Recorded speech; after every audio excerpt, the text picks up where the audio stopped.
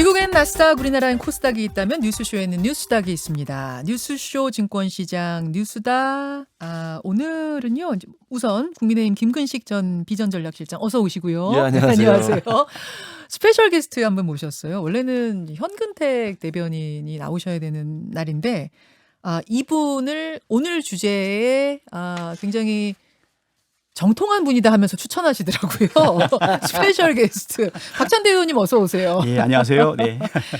그러니까 두 분 다 저 이재명 캠프에서 지금 참여를 하고 계시는 거잖아요. 예, 그렇습니다. 그렇죠. 예. 현근택 대변인도 그렇고. 네. 근데 오늘 이제 주제가 두 분 다 약간 바라보는 포인트는 다르지만 이 대장동 의혹과 관련된 걸 골라 오셨더라고요. 그러면서 이제 박 의원님이 오늘 등판을 하신 건데 자, 어떻게 이제 풀어나갈까 그 얘기 하기 전에 아까 이낙연 의원하고는 제가 직접 인터뷰를 했어요. 어제 호남 경선 후에 이재명 캠프 분위기는 어떻습니까? 저희 사실 조금 그래도 걱정하고 염려했었고 네. 경선에 있어가지고 가장 결정적인 사실은 순간이었다 생각을 했는데 결과적으로 호남 전체에서 우리가 50.1%를 우리가 득표를 하면서 과반을 살짝 넘기게 되거든요. 예. 그리고 또 광주하고 전남에서는 0.17% 차이가 났었어요. 그래서 예. 거기를 근거지로 하고 있는 이낙연 후보에 대한 체면도 살리고 그다음에 이재명이 대세다라고 하는 그 기조도 바꾸지 않았기 때문에 그래서 토요일 날은 절묘하고 그다음에 일요일 날은 아주 신묘한 결과가 나온 것이 아닌가. 네. 절묘하고 신묘한 네. 호남이었다. 네, 예. 어. 그 개혁 과제를 돌파할 수 있는 지도자로 그리고 대선 후보로 우리 민주당에서 변함없는 지지를 주는 것이 아닌가 이렇게 생각하고 있습니다. 아까 이낙연 후보는 뭐라 그러셨냐면은 어차피 이번 투표에 참여하셨던 분들은 마음을 정해놓은 권리당원들이기 때문에 호남의 민심이 잘 반영된 건 아니다라는 취지로 말씀하시더라고요. 어떻게 생각하세요? 예, 기대가 많이 반영된 말씀이라고 생각되고요. 그 말씀은 존중합니다. 김근식 교수님, 그 민주당 이제 객관적으로 보실 수 있을 테니까 민주당 결선 투표 갈 것 같습니까? 그냥 이대로 이재명 지사가 본선 직행할 것 같습니까? 그 전북까지 만약에 이제 이낙연 전 대표가 좀 앞서 갔다면 아마 결선의 가능성도 열렸을 텐데 제 생각에도 전북에서 다시 또 이재명 지사 대세론이 좀 확인이 됐기 때문에 큰 무리가 없으면은 모르겠습니다. 화천대유라는 엄청난 지금 폭탄이 터져 있어서 여야를 막론하고 그래서 큰 무리가 없다면 예정대로 결선 없이 갈 가능성이 있지 않겠느냐. 특히 이제 수도권이라는 가장 선거인단 많은 수를 남겨놨습니다만 민주당 지지하신 분들 대부분 이제 수도권이라 하더라도 다 호남이나 아니면 그 이재명 지사나 이낙연 대표를 지지하는 분들의 그 표심들이 반영이 된 수도권이거든요. 그러니까 사실은 수도권 자체 특이한 특성이 따로 있는 건 아니라고 저는 봐요. 그래서 호남의 민심이 여전히 이낙연보다는 이재명이 좀 대세가 아니겠느냐 생각을 하는 것 같아서 결선 없이 갈 것 같다는 생각을 하고 우리 당도 이제 그걸 전제로 하고 이제 좀 전략을 짜야 되지 않나 이런 생각을 해봅니다. 누가 되는 게 더 좋아요? 국민의힘은? 그거 굉장히 비밀인데요.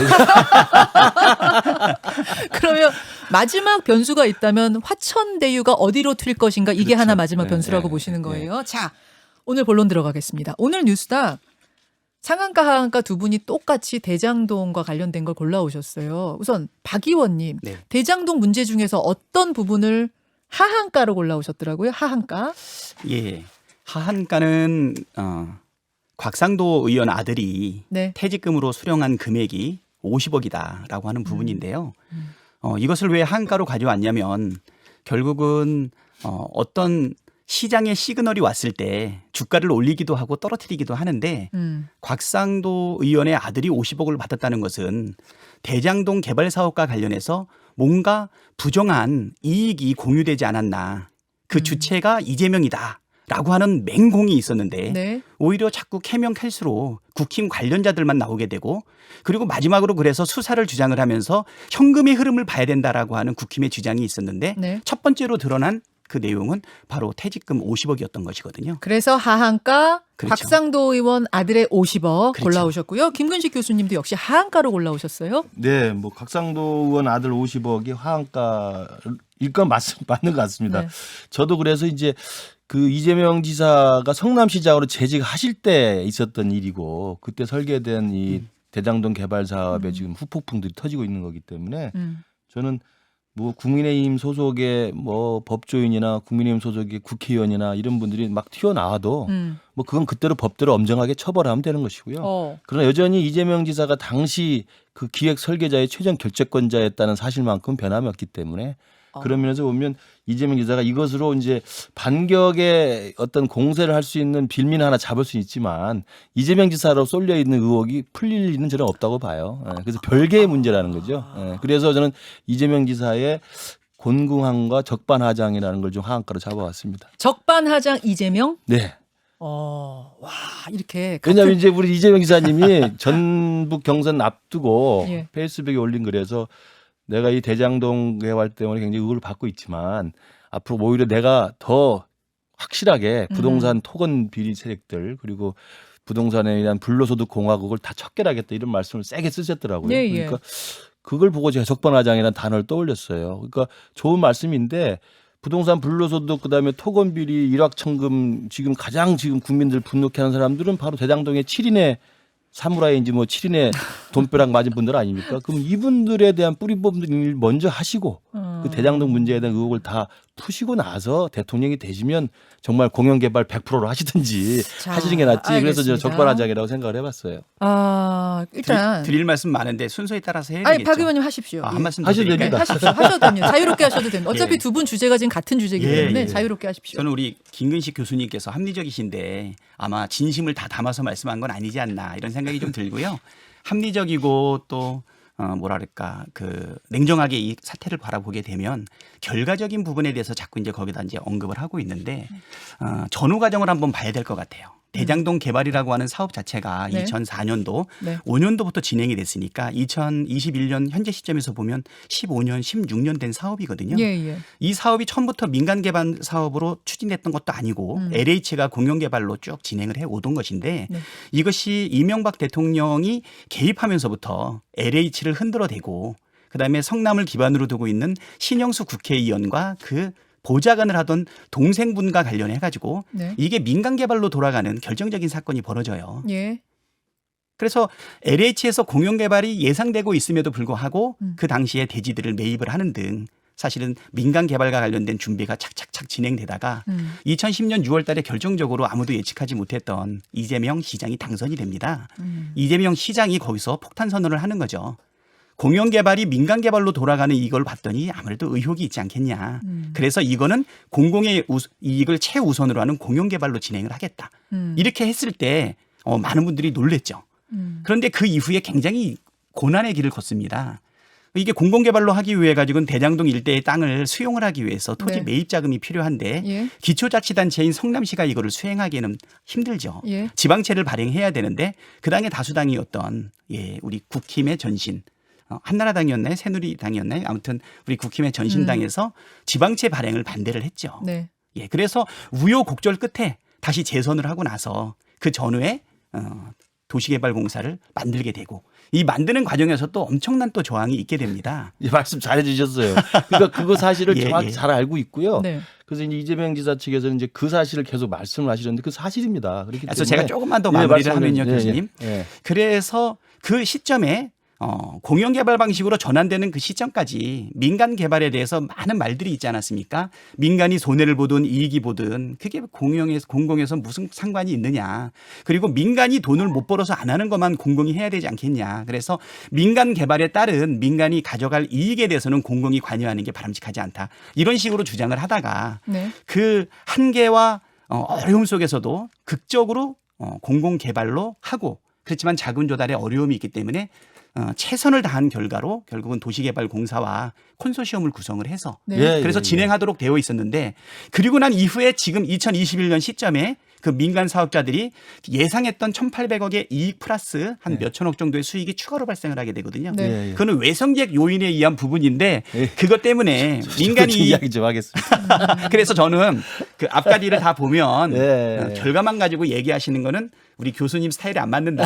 합리적이신 분이라 예. 전후사장을 다 봐야 되지 자, 않겠냐. 예, 이제 김 전후사장 교수님 다 제가 말씀하시죠. 말씀 듣고 합리적으로 말씀을 드릴게요. 그러니까 2015년에 성남도시개발공사 주도의 이른바 이제 민관 합동 개발의 지금의 이제 이 콘소시엄 형태 이걸로 결정되기 전 상황을 정확히 설명해 주셨잖아요. 거기에 국민의힘 소속 국회의원도 등장을 하고 동생도 등장을 하고 뭐 많은 또 토건 비리족들이 있겠죠. 그 중에 한 명은 또 남모 변호사도 있지 않습니까? 그 변호사가 지금 네. 화천대유에 들어가 있는 제가 볼 땐 가장 주요 키맨인 것 같은데 그런 이야기들은 다 전의 이야기잖아요. 그러니까 그때 이야기를 해가지고 지금 화천대유나 천화동인 소속의 이분들이 7명이 불로소득 수천억을 챙겼다는 걸 합리화할 수는 없는 거죠. 그러니까 그건 그 이야기고 그러니까 모든 걸 분리해서 해야 된다는 거예요. 곽상도 의원 50억은 그 이야기고 그다음에 그 말씀하신 2015년 성남도시개발공사와 성남의뜰 콘소시엄 이전에 있었던 다양한 민간과 공영개발을 둘러싼 이권 다툼은 예. 그 이야기입니다. 그 예. 이야기에 대해서 우리가 뭐 잘못했다 잘했다 이야기를 할 필요는 없는 거고요.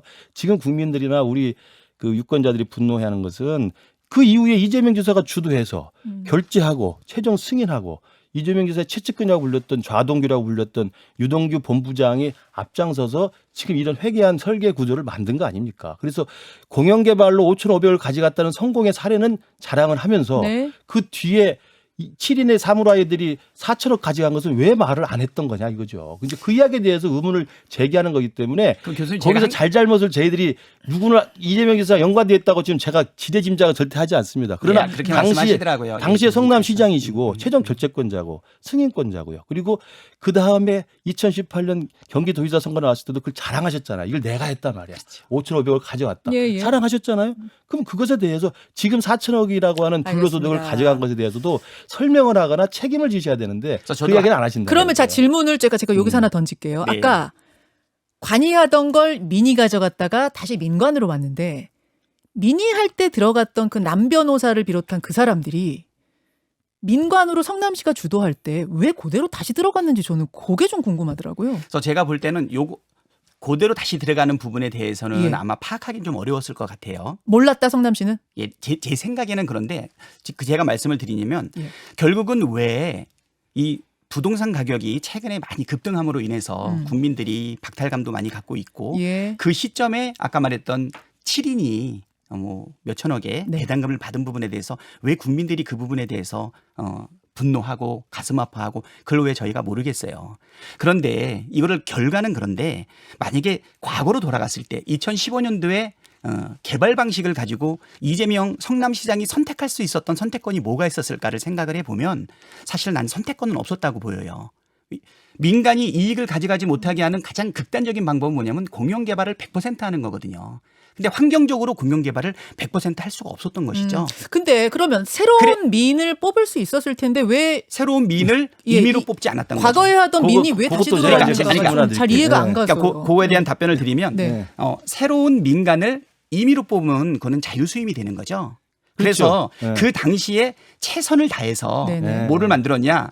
어차피 컨소시엄? 민간의 돈을 이용해서 네. 조달을 하게끔 만들어서 PFV를 만들 수밖에 없는 구조다. 그렇죠. 그래서 PFV를 만들어서 한 달 동안 공고를 내고 예. 그리고 나서 세 개의 콘소시엄이 그렇죠. 들어오지 않습니까? 그렇죠. 예. 그래서 이 세 개의 콘소시엄 중에서 네네. 성남도시개발공사가 50% 플러스 한 주를 가지고 우선주임에도 불구하고 그래요. 의결권을 가지고 예. 있어요. 그러니까- 그건 뭐냐면 사업을 의사결정을 지배하면서 그러니까 최선을 다하셨다고 말씀을 하시잖아요. 그렇죠, 그렇죠. 거기에 이제 이의를 제기하는 합리적 의심을 제기하는 거예요. 말씀하신 것처럼 공영개발로 어렵게 틀어놨어. 근데 돈이 부족하니까 민을 끌어들일 수밖에 없잖아요. 오케이 이해해. 불가피. 불가피한 예, 이해해. 예, 예. 그리고 또 민을 또 존중해 주는 측면도 있잖아요. 맞는데 그럼 말씀하신 3명의 콘소시엄이 입찰을 하잖아요. 응모하잖아요. 네. 그게 성남의뜰 그게 있고 그게 하나은행 콘소시엄이고 하나가 메리츠증권하고 네. 산업은행 아닙니까? 네, 그렇죠. 그럼 네, 네. 어저께 저 권성동 의원이 지적을 했듯이 메리츠증권이 낸 입찰 계획서를 보면요. 민을 충분히 보장하되 지금처럼 7인의 사무라이가 초과이익이 생겼을 때 전부 다 가져가는 구조가 아니었어요. 누가 봐도 상식적으로 이 사업 시행을 하고 PFB를 만든 사람들 입장에서는 우선주를 배당해서 상당한 이익을 미리 성남도시개발공사 가져가도록 확정을 하되 나머지 또 수가 수익이 생기면 당연히 그다음 지분으로 또 나누는 게 상식적이고 합리적입니다. 그러나 그 부분이 전혀 배제된 상태에서 메리츠증권은 당연히 합리적인 걸 냈는데 갑자기 한 달 전에 신생회사가 생겼던 화천대유가 들어와 있는 그리고 아까 남모변호사라는 민간개발의 그 악덕 사업 사채업 악덕 비리 토건족이 들어와 있는 천화동인이 들어와 있는 그 성남이었을 굳이 선택한 이유가 무엇이고 그거에 유동규 본부장이 설계를 할 때 왜 나머지 이익에 대해서는 모두 민간에게 수천억을 다 줄 수 있는 구조를 만들었냐에 대한 것은 최선을 다했다고 보기는 어렵죠. 그러니까 제가 그 부분에 대해서는 제가 한번 답변. 당시에 자, 유동규 설계본부장이 예, 본부장이 그 이재명 시장과 상의를 예, 했는지 뭐 예, 지시를 예. 받았는지 모르겠습니다만 그 굳이 그렇게 불합리하고 이상한 구조로 설계가 쌓여 있는 것들을 선택한 이유 그것에 대해서 지금 답을 못 하고 자, 있는 민이 거예요. 들어오는 거 오케이. 근데 왜 금인이냐 그 말씀이신 그렇죠. 거죠, 작곡고. 그렇죠. 그럼 네, 듣고 네. 곽상도 의원 얘기 좀 네, 하겠습니다. 네. 예. 네네. 그렇죠? 예. 저는 이런 말씀드리기 좀 민망한데 전 저기 의원하기 전에 직업이 회계사였고 아, 예, 예, 예. 그다음에 국토연구원하고 우리 KDI의 공공투자관리센터에서 네. 자문위원을 오래 해봤어요. 네, 네. 그래서 콘소시엄을 구성하고 평가하고 자문하고 합숙도 같이 해보고 이 의사결정을 여러 번 가져봤는데 요 선택은 뭐라 그럴까 딱 두 가지입니다. 2015년 현재 시점에 부동산 환경과 여러 가지를 고려했을 때 그 사업을 예측을 해보니까 네. 어떻게 하면 성남시 입장에서는 리스크를 전혀 부담하지 않으면서 최대한의 성남시의 이익을 도모할 수 있을까를 고민을 했던 것이죠. 네. 그러다 보니까 메리츠는 아까도 말씀드렸듯이 이익을 한정을 짓고 초과 이익을 서로 사전에 나누고 이렇게 했지만 포커스는 뭐였냐면 성남시 입장에서는 최소의 그러니까 최초에 아무런 위험도 부담하지 않고 얼마나 많은 이익을 성남시에다 줄 수 있을 거냐라고 하는 포인트 하나. 그래서 하나 콘소시엄이 제시했던 것은 이쪽에 4,600억 상당을 제시를 했던 것이죠. 하나 컨소시엄이 그 화천대유 들어가 있는 그렇죠, 성남의들 들어가 그렇죠. 있는 그 컨소시엄 4,600억을 이름이에요. 제시를 했고요. 그리고 나중에 또 추가적으로 협약이 없었던 1,000억 가까이, 그러니까 920억으로 표현되는 거를 1,120억을 추가로 가져오게 한마디로 되거든요. 거기 조건이 좋았다. 두 번째, 그다음에 이 사업은 가장 중요한 게 1,000점 만점에 420점이 뭘 차지하고 있냐면 금융기관의 조달 능력하고 안정성, 그다음에 트랙 레코드를 봐요. 근데 보시다시피 하나 컨소시엄은 거기 구성 5개의 시중은행들이 하나은행, 뭐 주택은행, 국민은행 이런 식으로 해서 그 택지 개발이라든가 부동산 개발과 관련된 사업 이력이 화려하고 안정적이고, 근데 메리츠는 이렇게 말씀드리기 좀 뭐하지만 증권회사이고 산업은행은 주택개발에 사실은 알겠습니다. 전문성을 가지고 있지 못하거든요. 두 가지 요소로 봤을 때 선택적으로 이걸 결정을 했다. 남모 변호사 등등이 있는 건 몰랐다. 남모 변호사는 어떻게 들어왔냐? 천하동인이라고 하는 사실은 특정 금전 신탁을 통해서 들어왔기 때문에 알 수가 100%의 없겠다. 지분 중에서 7%의 민간 자본 중에 6%가 사실 알겠습니다. SK증권으로 들어왔거든요. 그러니까 그렇죠. 자, 요 이야기만 금융기관의 외투로 갖고 들어온 거죠. 요 얘기만 하다 끝날 수는 없고 제가 곽상도 의원 이름은 그 여기서 왜 튀어나오나 그 질문 하나 드려야 될 것 네. 같아요. 근데 이제 국민의힘에서는 지금 여기하고 우리가 지금까지 얘기했던 요 부분을 가지고 계속 공격을 했었는데 어제 갑자기 갑툭튀처럼 곽상도 의원 아들이 퇴직금조로 50억 원 받았다. 세금 제하고 나서도 28억 원 가져갔다. 이건 어떻게 된 거예요? 좀 국민의힘에서 조사해 보셨어요? 조사를 해야 되고요. 그리고 이제 뭐 탈당을 하셨다고 그러는데 탈당 가지고 될 일이 아니라고 봐요. 저는 그래서 곽상도 의원이 또 그리고 곽상도 의원이 그동안에 이력이 또 눈에 띄지 않습니까? 대통령 자녀 가지고 네. 굉장히 끈질기게 문제제기를 하셨던 문준용 분인데 씨. 예. 본인의 자식이 지금 그렇게 나온 거 아닙니까? 그러면 저는 윤희숙의 길을 따라야 된다고 생각을 합니다. 우선. 의원직 사퇴요? 그렇죠. 왜냐하면 윤희숙 의원이 비슷한 케이스예요. 이재명 지사를 향해서 문재인 정권을 향해서 부동산 문제에 가장 날석에 비판을 하셨던 선봉장이었는데 자신이 알든 모르든 또 몰랐지만 부친의 땅 투기 의혹이 제기되니까 이거 도덕적 책임과 정치적 책임을 지고 의원직 사퇴라고 하는 것을 결기를 보인 거 아니겠습니까? 왜냐하면 내년 정권 개최 부담이 되잖아요. 그리고 똑같은 맥락에서 보면 저는 그 곽상도 의원의 아들 50억 수령 사건은 곽상도 의원이 알았든 몰랐든 저는 몰랐다는 게 이해가 되지 않습니다만 알았든 몰랐든 이 부분이 대통령 자녀를 끈질기게 물고 늘어졌던 본인의 어떤 성찰적 반성도 마찬가지고 그리고 내년 정권 교체에 지금 화천대유 사건이 터지면서 이재명 지사에 대해서 많은 의혹이 몰리고 있는 시점에 네. 갑자기 국민의힘 의원 아들이 나오니까 정권 교체의 어떤 이 가도에는 굉장히 복병이 생긴 거잖아요. 그렇다면 저는 곽상도 의원이 자기의 결백하다면 결백을 입증하기 위해서라도 아니면 정치적 책임이나 정권 교체 부담을 주지 않기 위해서라도 저는 윤희숙 의원처럼 당연히 사퇴하는 게 맞다고 봅니다. 자, 그러니까 의원직 사퇴해라 이제 그 요구는 지금 네. 하셨고요. 제가 궁금한 건 이제 그것보다도 도대체 곽상도 의원 아들은 어떻게 50억 받은 거야? 그렇죠. 그것도 제가 볼 때는 뭐 계약서를 따로 썼다고 그러는데 아마 이제 특검을 받거나 수사를 해보면 다 나오겠습니다만 상식적으로 납득은 되지 않아요. 그 큰 회사도 아니고 조그만 회사에 뭐 6년 7년 일을 했다고 합니다만. 그럼 김 교수님 네. 아까 그 큰 그림으로 봤을 때 도대체 그 과거 민 개발할 때 그 토건 비리 네, 세력이 어떻게 민관 개발에도 들어갔나 그 의문 그렇죠. 던지셨잖아요. 네. 그 큰 그림 속에서 곽상도 의원 아들은 그럼 무슨 역할을 했길래 그걸 가져갔다고 보세요? 그게 조사를 해봐야 되죠. 그러니까 곽상도 의원 아들의 이야기는 예. 아버지가 아는 사람이 하는 대표 회사니까 한번 예. 가봐라 그래서 자기가 취직했다. 절차에 따라 갔다는 거 아닙니까? 근데 또 돈을 주더라. 퇴직금으로. 그렇죠. 그리고 이제 퇴직할 때 보니까 퇴직금을 주더라 뭐 이건데 그걸 지금 정상적으로 믿을 수 있는 사람이 얼마나 되겠습니까? 그럼 파헤쳐 봐야 되는 것이고요. 저는 대충의 그림은 그래요.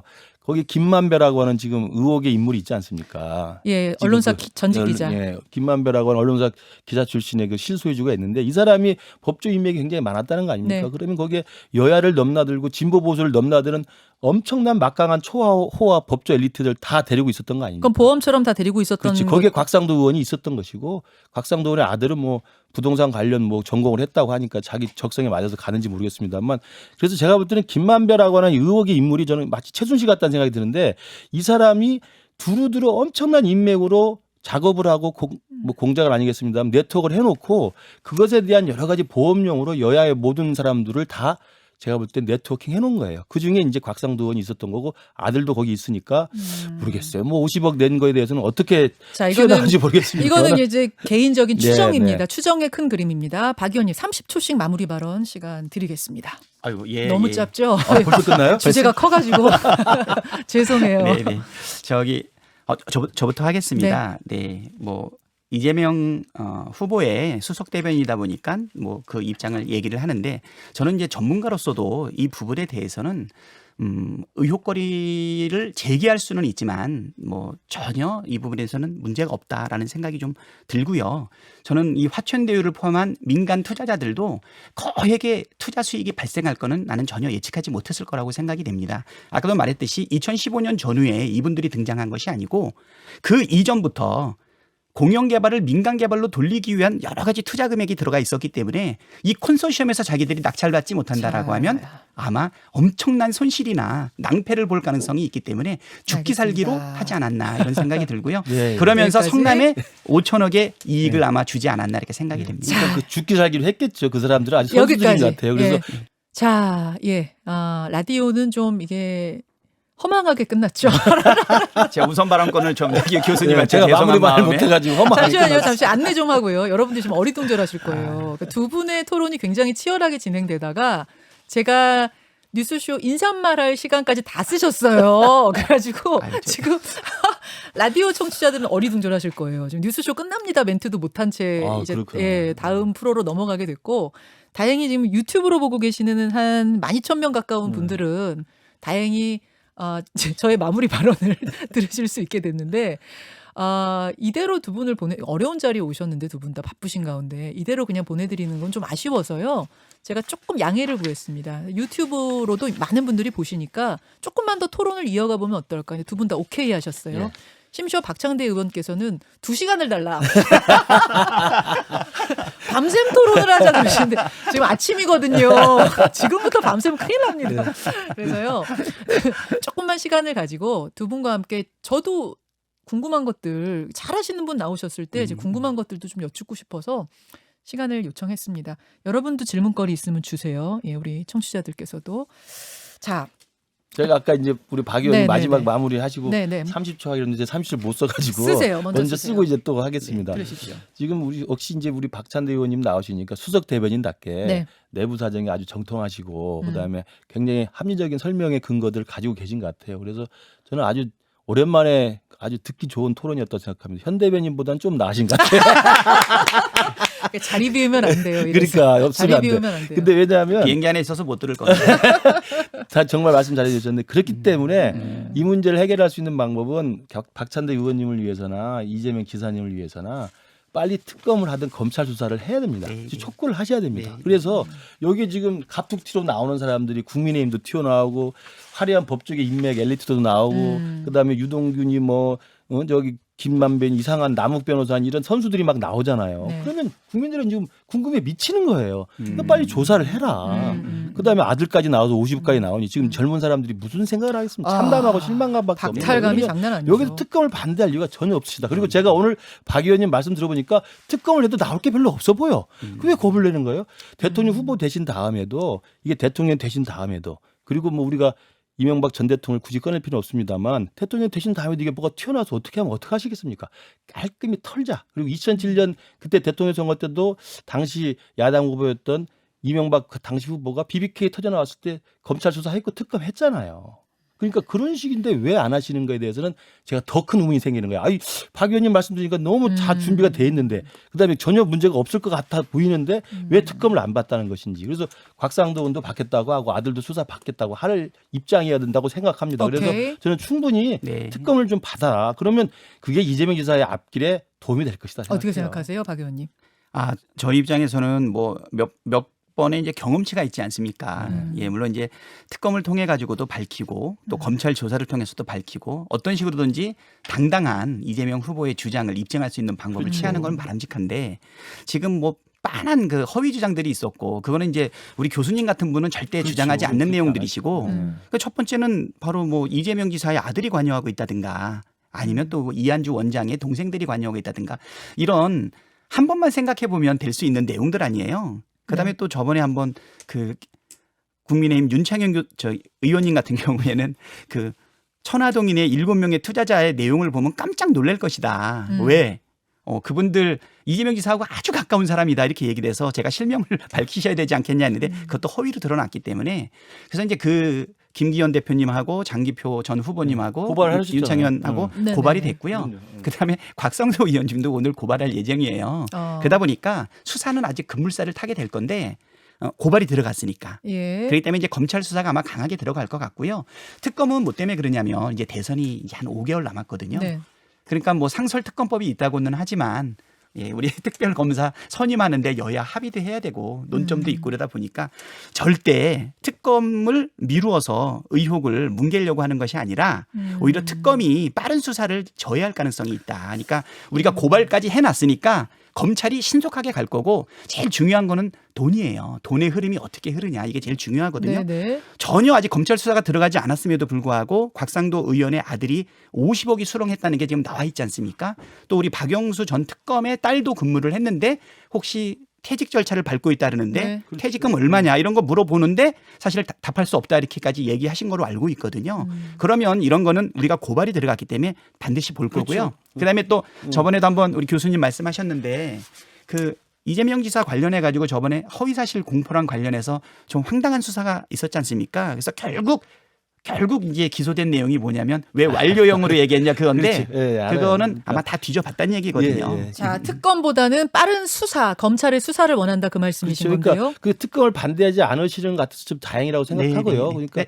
오히려 BBK 때도 이야기를 했고 그다음에 이제 우리 문재인 정권이 등장하게 된 결정적 기회가 최순실 사건인데 그때도 검찰 특수본 해가지고 검찰 수사했고 바로 또 특검했어요. 그래서 대통령 탄핵까지 했지 않습니까? 예. 그러니까 저는 겁낼 게 없다. 아니 겁내는 게 아니라 오히려 특검을 저어하는 거예요. 왜? 그러니까 박찬대 신속한 의원님의 수사- 지금 이야기를 들어보니까 신속한 겁낼 게 수사를 전혀 없어 막을까? 보이니 예. 저는 지금 신속한 검찰 수사도 촉구를 하고 그래서 이제 네, 지금 네. 이것도 그전에서도 고발 사주 같은 걸 보면 좀 국민들이 볼 때 조금 형평성이 없다고 생각할 수가 있어요. 그때는 시민단체 고발하자마자 4일 만에 압수수색 들어갔거든요. 근데 지금 고발장이 여기저기 다 지금 접수가 돼 있는데 지금 도대체 뭐 하고 있는지 궁금한 게 있고 근데 그다음에 교수님- 검찰의 신속한 수사를 아니, 근데- 강제적으로 좀 빨리 해야 된다는 생각이 있고요. 그다음에 그리고 나서 모자라면 특검을 예, 예. 하면 된다고 생각하는데 하나만 더 네, 말씀드리면 네. 국정조사도 저는 할 수 있다고 생각을 해요. 음. 국정조사는 지금 이제 곽상도 의원도 하겠다고 하는데 왜 국정조사는 여야가 합의하면 되는데 안 하는지 그 국정조사도 국정농단 사태 났을 때 2016년에 민주당의 회장 앞서서 주장하지 않았습니까? 국정조사 해야 되는데 그때도 검찰 특수본 수사가 진행 중이었습니다. 그 알겠습니다. 국정조사 때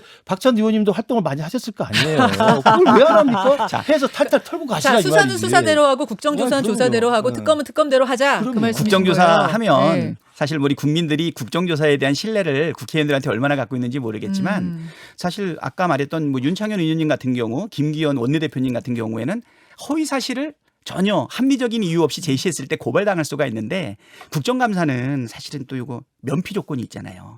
그러니까 얼마나 또 정치적 공세가 많이 나올까.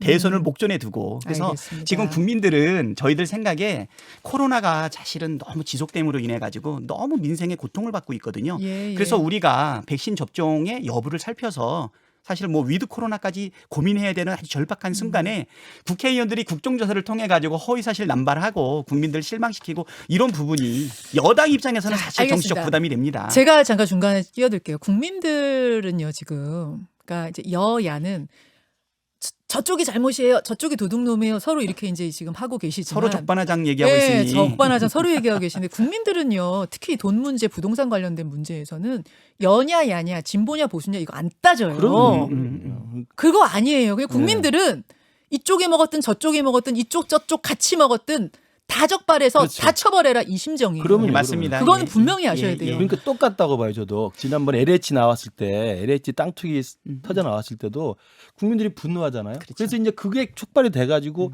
청와대 뭐 수석급 이하 비서관급 다 전수조사했죠. 국회의원 여야 다 전수조사했지 않습니까? 저도 조사 받았습니다. 그렇죠. 다 그걸 국민이 원하는 거예요. 네, 그럼 예, 똑같습니다. 이 화천대유인지 천화동인지 회계막직한 진짜 부동산 선수들이 모여 있는 회사 같긴 한데 이 회사가 저런 식의 말도 안 되는 특혜 일확천금을 받았다는 사건 그리고 여당이든 야당이든 그 현직 정치인과 법조인들의 자녀들이 저런 말도 안 되는 특혜를 예. 본 사실이 드러난 마당에는 LH 땅 투기 드러난 것처럼 더 지금 분노하고 있습니다. 그러면 여야를 막론하고 확실히 밝혀서 다 까보자. 까서 정말 문제가 있는 사람들 이번에 완전히 제거하자라는 게 국민의 민심입니다. 그건 여야를 저는 초월한 거라고 봐요. 네, 저는 네. 그런 이야기를 이재명 지사의 스타일상 이재명 지사의 그동안의 그 강골의 이미지상 더 먼저 하실 것 같은데 야 이거 내가 먼저 앞장서서 특검 받고 내가 먼저 앞장서서 내가 우리 당 지도부를 설득해서 국정조사 받겠습니다. 아니, 같은 말 끝까지 하셨잖아요. 갑시다. 아니, 같은 다 말 해피칩시다. 그래서 토건비리 다 끄집어냅시다라고 했을 줄 알았는데 이게 잘 안 하시는 아니죠. 것 같아요. 제가 한 가지 말씀드릴게요. 그거 전혀 부인하지 않으셨고 고발 적극적으로 하셨고 예. 고발하게 되면 이제 고발인 조사 받고 내용 되지 않습니까? 아유 자신 없으면 어떻게 고발하고 자신 없으면 내가 수사 100% 받겠다 이야기 하겠습니까? 저는 국정조사와 그다음에 이제 특검이 어떻게 보면 정치적 공세로 흘러서 진실을 알고 싶어하는 국민들한테 오히려 저해 요인이 될 가능성이 높은 부분에 대해서 또 시기적으로도 대선이 5개월밖에 안 남은 시기적인 시점이다. 문제. 그런 부분이 네. 하나 있고요. 또 하나 말씀드리고 네, 싶은 거는 이재명 지사에 대한 책임감이 없느냐라고 하는데 저는 책임 의식은 분명하게 있다고 보여요. 이거를 뭐 책임 이런 거보다는 그래서 저번에도 이제 거듭돼서 이야기를 했지만 법과 제도가 미비한 상태에서 공공이익을 지키기 위해서 최선의 노력을 다했지만 사실은 아쉬운 부분도 있고 유감도 있다. 그렇기 때문에 이 정치인으로서의 책임의식 만약에 국정을 맡겨주신다라고 네, 네. 하면 국민들을 박탈감을 일으키고 있는 부동산 개발에 따른 부당한 이익 인허가 때문에 그냥 단순하게 올라가는 그 이익 같은 경우는 국민을 위해서 환수할 수 있는 부동산 개발 공공이익 환수를 법제화해서 그래서 이 부분은 국민들의 그 박탈감을 해소하기 위해서 노력을 하겠다라고 긍정적인 정책도 네. 제안을 했거든요. 알겠습니다. 대통령 되시면 이렇게 되시면 하시고요. 이제 그거 하겠다는 그 되시기 공약은 전에 예, 예. 말씀하셨고. 눈에 보이는 이것부터 파헤치자 이거예요. 그래서 제가 적반하장으로 말씀드리는 거예요. 앵커님, 예, 예. 이렇게 훌륭한 교수님이 저기 국민의 힘에서 예, 예. 정말 큰 힘을 가지고 일을 해야 여야가 균형 잡힌 날개짓으로 아이고. 나라를 좀 잘 이끌어갈 수 있지 않을까. 전 그런 생각이 좀 들고요. 저한테 그러세요? 네.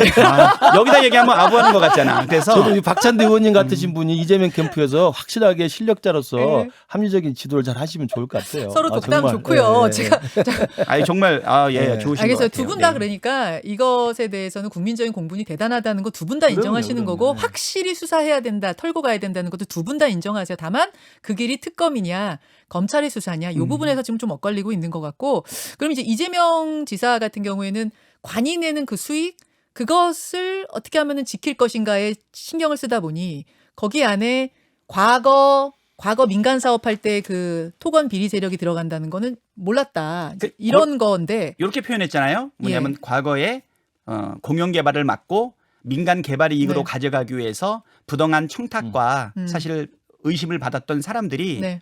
금융기관에 외투를 입고 들어왔다 이렇게 얘기를 했거든요. 근데 김만배 씨, 그러니까 화천대유와 김만배 씨와 그 가족들이 천화동인의 한 반 정도 가지고 있고 반 정도가 남모 변호사하고 그렇죠. 그러니까 남모 그러면 변호사가- 반반이에요. 그러니까 남모 변호사는 그 전 사실은 아까 그 신영수 네, 네, 네. 국회의원이 막 하고 동생이 구속되고 막 이럴 때 시점에 관여했던 것으로 추정이 그렇지. 되고요. 이미 그때부터 이제 발을 김만배는 들여놓은 거지. 그 새로 이후에 들어왔고. 그 네. 이후에 그러니까 네. 김만배가 앞으로 나오면서 네. 그러면서 사실은 그 그렇지. 남모 변호사는 뒤에 있었던 것이었던 그래서 제가 것이죠. 볼 때도 그리고 이 또 지금 SK 이 증권으로 또 의혹의 한번 이 네. 쌓기 의혹이 이제 때문에 키는 결국 김만배, 유동규, 남모 아닙니까? 그래서 저는 이 세 명이 빨리 출두하든 소환을 하든 수사를 하든 압수를 해서 이 세 명만 뒤지면 모든 게 다 나와요. 그러니까 큰 왜냐하면 그림이 이게- 너무 궁금해요. 그럼요. 그러니까 근데 지금 보십시오. 김만배라는 사람 얼굴 한 번이 안 드러나고 있습니다.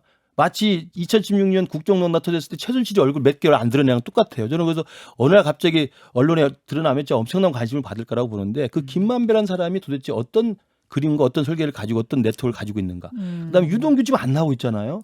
뭐 유동규라는 사람과 이재명 지사라는 사회 관계 속에서는 누구나 다 합리적으로 저분은 가깝다는 생각을 하고 있어요. 그러면 유동규도 유동규는 빨리 나와서 인터뷰 한번 했지 아니 그 않습니까? 미디어 오늘이라고 해서 그건 사실은 자기 말만 한 거죠. 그러니까 그래도 제가 미디어 볼 때- 오늘은 그래도 대표적인 그래도 아니 언론이라 그러니까 인터넷 매체하고만 네, 했다는 네, 거예요. 그러니까 네. 어디 방송에 나오든 아니 입장을 밝힐 때가 된 거죠. 왜냐하면 지금 모든 설계의 핵심 키맨인데 이야기를 않고 있으니. 아니 그래서 그거는 너무 단정적인 말씀이시고요. 그러니까 유동규하고 저는 김만배하고 남욱은 또 벌써 미국으로 가셨다는 거 아닙니까? 이게 뭔가 그림이 이 세 명이 엄청나게 오래전부터 굉장히 준비를 해가지고 선수처럼 작전을 짜가지고 4천억을 챙긴 건데 이 부분에 대해서 제가 한 가지 세 명이 나타나지 않으니 그래서 제가 한 가지 정말 제안을 궁금한 하면요. 거예요. 그 세 사람에 대한 의혹은 있는데 사실은 우리 고발 사주랑 관련된 청탁 고발과 관련된 거는 사실 실체가 드러나고 증거 문서도 있고 증언도 받았고 그리고 또 우리 국회에서도 그거는 뭐 위조가 아닌 것으로 거의 보인다 이렇게 얘기했기 때문에 거기는 실체가 있고요.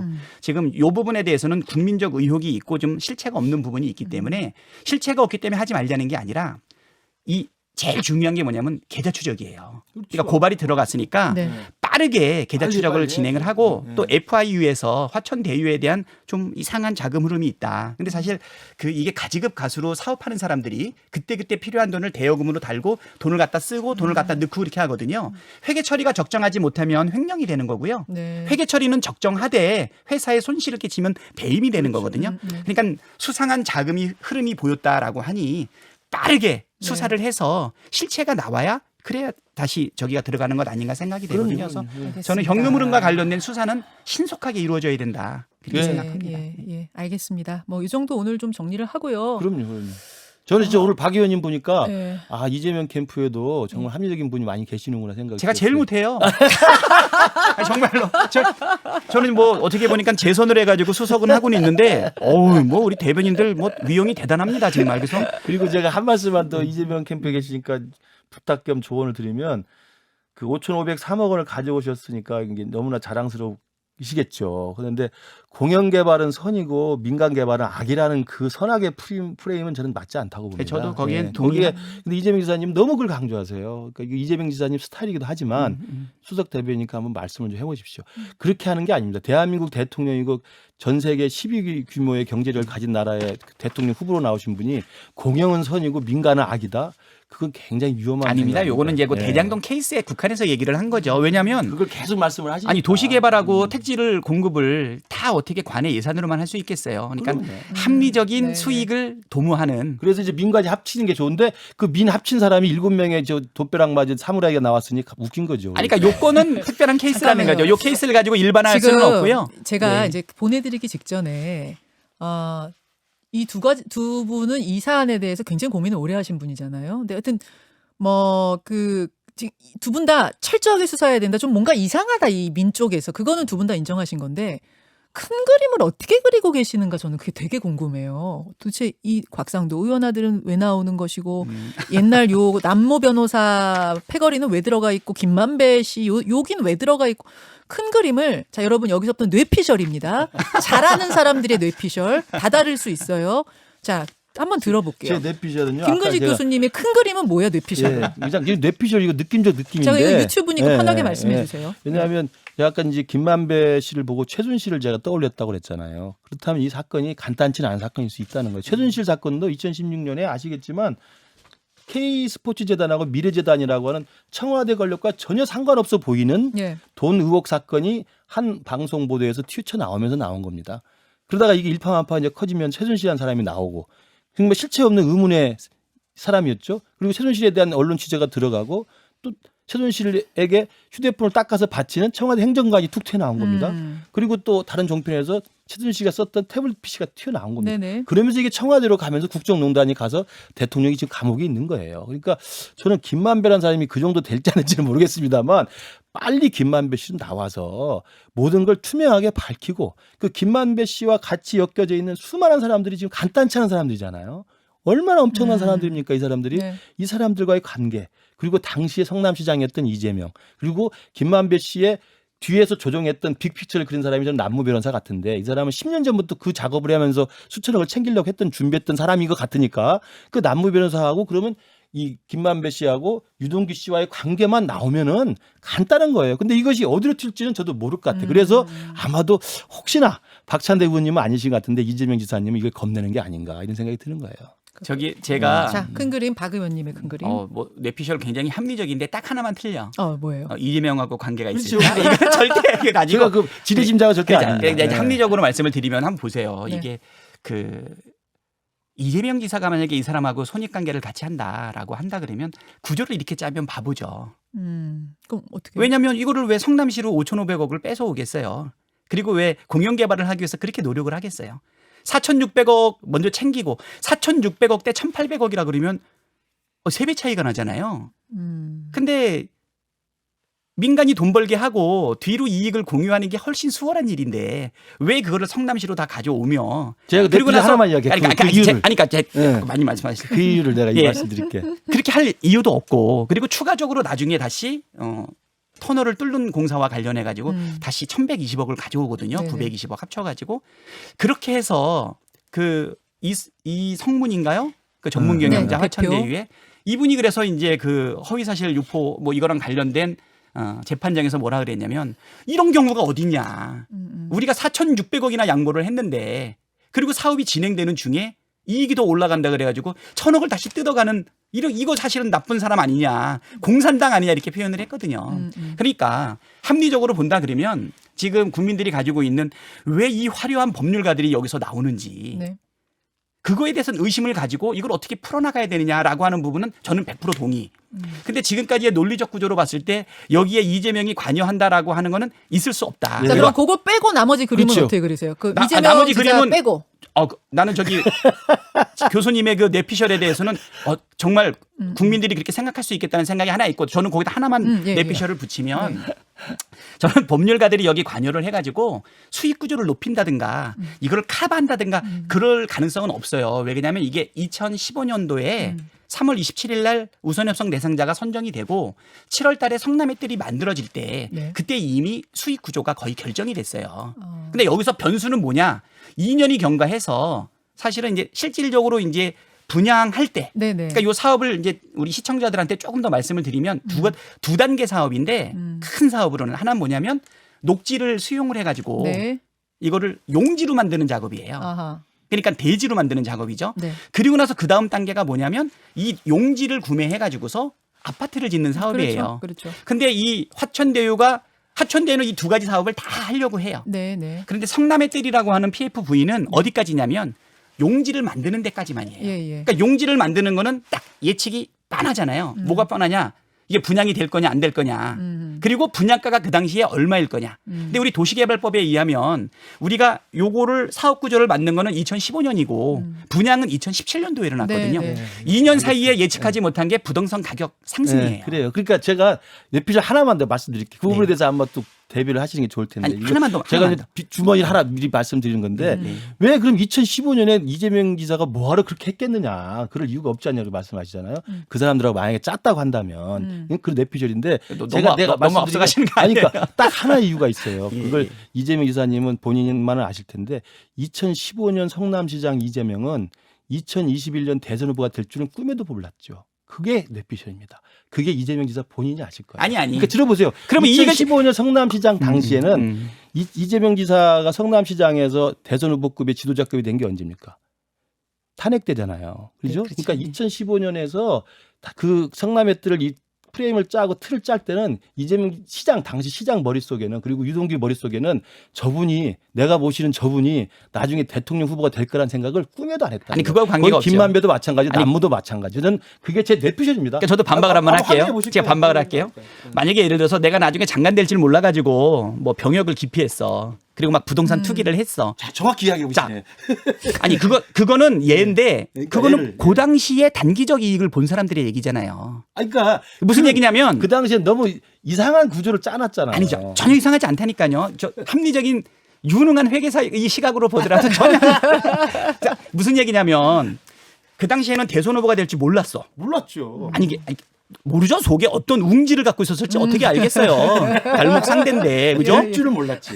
아니 그러니까 근데 그거는 모르는 거야. 속마음은 모르는데 그렇게 뇌피셜을 한다 하더라도 그럼 뭐 단기적인 이익을 취해야 되는데 제가 볼 때는 그 구조가 이재명의 단기적 이익을 취할 수 있는 부분이 아니라는 거고요. 또 그 부분은 뭐냐면 그렇게 대장동 구조를 통해 가지고 부당한 이익이 발생하면 대선 자금으로 쓸 거다라고 하는 뇌피셜들도 있었거든요. 그건 저는 이야기 안 합니다. 그거를 전면으로 부인을 하시는 거고. 왜냐하면 그때 생각 안 했기 때문에 대선자금 생각 안 했을 그렇죠. 거야. 그러니까 그건 전면으로 부인했으니까 그건 감사한 일이고 제가 볼 때는 그러면 그게 단기적인 이익이 되어서 대선이라고는 큰 꿈에 걸림돌이 돼야 되는데 그 당시에도 성남시의 이익만 생각한 거지 본인의 이익을 생각하지 않았다. 그러니까 그때도 자기한테 불리한 모든 게 그러니까 결과가 다 뭔가 드러날 거예요. 먹으려면은 그냥 민우로해서 먹지 왜 관을 넣었겠느냐. 그 말이 안 된다는 거잖아요. 말도 안 근데 되고요. 공적은 되잖아요. 뭐가요? 시장으로서의 공적, 민관이 함께했다는. 공적을 쌓아가지고서 그러니까 예를 들어서 어떤 분은 이렇게 얘기해. 야 너네 전략이 나빠. 왜? 너네 국민들을 잘 살게 해주는 거 아니야. 왜? 정권 재창출하려고. 이게 비판받을 일인가요? 알겠습니다. 공적을 쌓는 아무튼 거는 뭐냐면 국민 오늘, 입장에서 오늘 좋은 저의 거니까. 뇌피셜이 사실로 드러나지 않길 바랍니다. 아유 예 저도 그걸 믿고요. 저 하나만 더 말씀드릴게요. 네. 예. 오늘 저보다 말씀 진짜 많이 하시고 죄송합니다. 저도 초짜 치고 진짜 말씀하시고. 아니 근데 정말 죄송해요. 저보다 말씀 많은 분 만나면 화나. 이거 정말 죄송하고 말 욕심 왜냐면 많은 분들이 다 나오셔가지고. 그게 아니라 네. 이게 저 마지막 출연이잖아요. 아니. 현근택이 얼마나 눈을 부릅뜨고서 지켜보고 있겠어. 그렇다도 어저께 제가 볼 때는 다시 바꿔요. 우리 그게 아니라 어저께 밤에 현근택이 뭐라 그랬냐면 예. 이걸 좀 꼭 해달래. 그래서 예. 나 지금 그저께는 광주에 있었고 나 네. 오늘은 전주에 있는데 네. 새벽에 도착할 텐데 이걸 언제 하냐. 그럼 앞으로 내가 계속 하는 거야. 한 번만 딱 하는 거야. 그래가지고 야, 이 한 번만 하는데 내가 잠도 안 자고 여기 와대냐. 그리고 오늘 아침 회의도 엄청 많아요. 그렇겠죠. 근데 또 현근택은 또 우리 대변인단의 가장 중요한 사람이라 제가 딱 두 사람 신기 관리하거든요. 지사님 이재명 관리하고 기사님하고 그다음에 현근택하고. 현근택 관리하고. 오. 아, 그러시고. 그렇구나. 그래서 오늘 그래서 이제 한 번밖에 안 될 거라고 지금. 그래서 이제 좀 알겠습니다. 미련을 가지고 예. 그래 말씀하십시오. 예. 이거 어떡하죠? 얘기하다 까먹었어요. 이제 진짜- 정리해야 될 것 같아요. 예, 진짜 중요한 얘기인데 네. 하나 네. 생각났는데요. 예. 아까 그 법률가들이 많이 들어온 부분이 사실은 자기들의 어떤 사후적 이익을 위해 가지고서 준비하는 투자였다라고 보긴 상당히 어려워요. 왜냐하면 구조가 2015년도에 만들어졌고 2017년, 18년, 19년, 20년도에 부동산이 화랑이 된다라고 하는 예측은 사실상 합리적으로는 갖기 어려운 상태였기 때문에 근데 판교는 그 당시에도 꽤 그러니까 손해 본다는 구조가 아니에요. 높았거든요. 강남이랑 붙어 그 당시에도 있어갖고. 상당히 이익을 예상했죠. 그럼요. 왜? 4,800대 4,600대 1,800이니까 6,400억의 이익을 본다라는 것도 대단한 거예요. 그러니까 예를 들면 1조 5천억의 사업 자금을 넣어가지고 그래가지고서 6,400억을 얻는다 그러면 엄청난 수익률이 거죠. 한 35%에서 40% 되는 거죠. 네. 그러니까 예측은 했는데 네. 그 예측을 뛰어넘어서 뭐 3천억이 더 올라간다 네, 이 생각은 네. 할 수가 없었고 우리 이재명 지사가 아무리 유능하고 예측력이 뛰어나도 그 정도의 부동산 가격 상승까지 기대하는 거는 국민들 앞에는 죄송하지만 그 정도 신통방통하지는 않다. 그러니까 우리 알겠습니다. 박찬대 의원이 예. 말씀하신 내용이 사실로 드러나길 바라고요. 그렇게 하기 위해서는 지금 당장 김만배하고 유동규가 예. 나와서 밝히고 수사 받아야 됩니다. 그거 간단해요.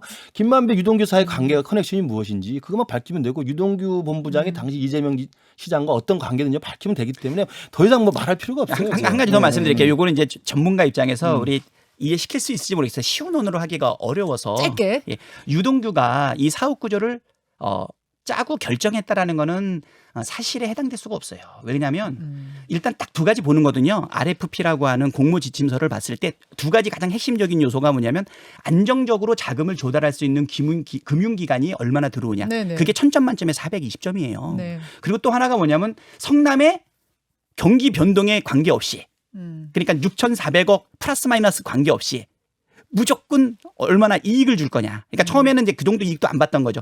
그래서 아마 내가 볼 때는 5,500억까지 땡길 수 있을 거라고는 아마 기대를 성남시도 안 했을 거예요. 그래서 그렇게 했던 거고, 그다음에 하나 제가 내피셜 하나 추가할게요. 전 내피셜 잘 안 하는 편인데 예측력이 없기 때문에 아까 말했던 이 법률가들이 수익 구조를 높여주거나 보호해 주려고 하는 것이 아니라 아니면 어쩌면 과거에 있었던 네.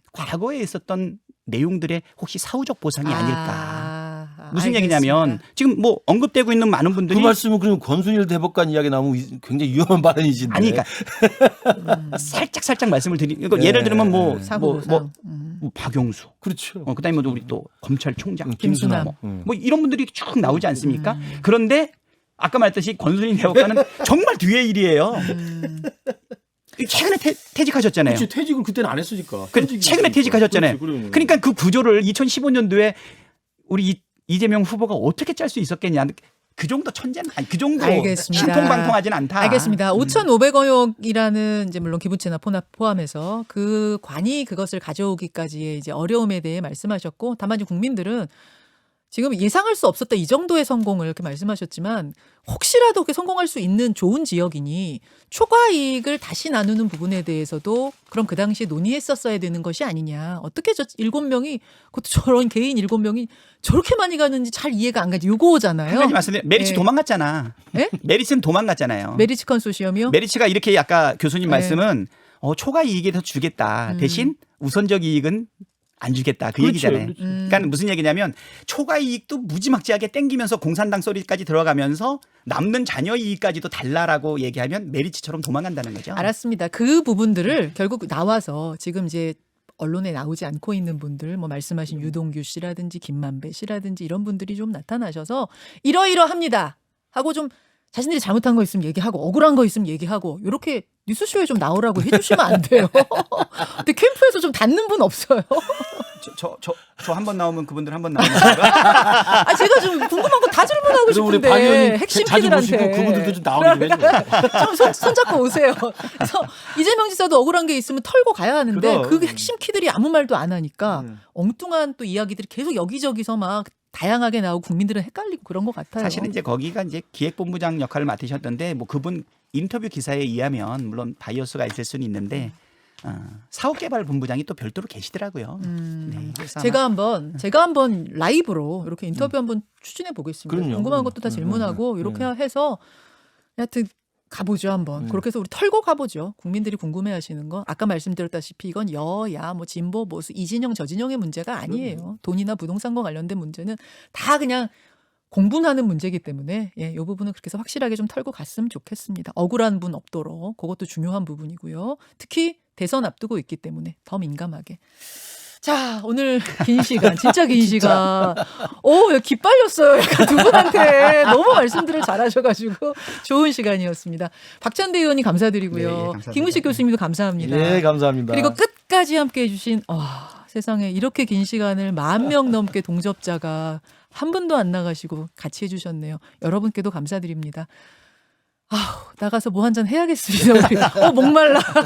고맙습니다. 예, 고맙습니다. 고맙습니다. 여러분, 저도 내일 뵐게요. 내일 7시 20분에 봬요. 고맙습니다. 김현정의 뉴스쇼는 청취자 여러분의 참여로 이루어집니다. 트위터, 페이스북, 레인보우 게시판, 그리고 단문 50원, 장문 100원의 유료 문자 샵 1212, 우물정 1212 통해 참여하실 수 있습니다. 김현정의 뉴스쇼, 여러분과 함께 만듭니다.